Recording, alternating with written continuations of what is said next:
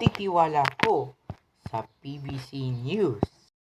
Ang pinagkakatiwalaan ng mas maraming Pilipino. PBC News and Current Affairs. Ang transfer order from NCRPO going to Headquarters Support Service, and he is placed under custody ng director ng HSS.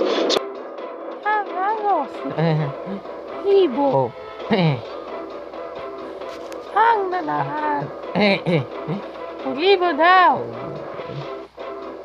Dahil kriminal. Pulis. Bakit daw humantong sa sakitan yung pagkakataon na yon, sir? Well, may mga sinasabi siya na reason. Itong operation na ito, Ang kamay ko. Pasan.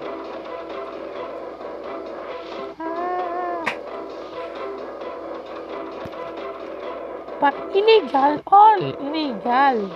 Men na kaganapan at yun ay dahil sa masusing pagbabantay ng ating kapulisan sa tulong din ng ating mga private security agencies at iba pang force multiplier dito at kooperasyon na rin ng ating mga sumasakay na mga kababayan papuntang probinsya. Ang hinatay.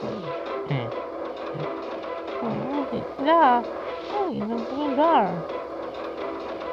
Ano karami ang mga kababayan natin na sumasakay ng mga bus papunta ng probinsya.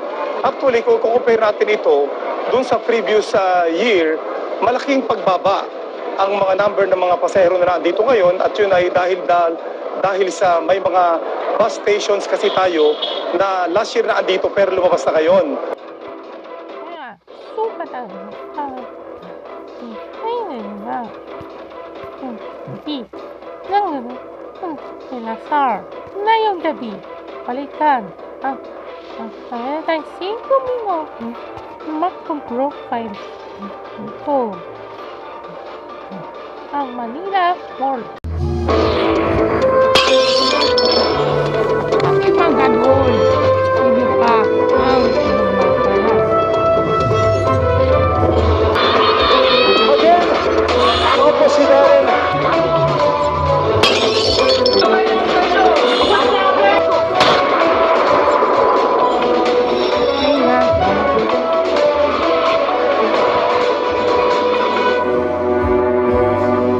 Transfer order from NCRPO going to Headquarters Support Service, and he is placed under custody.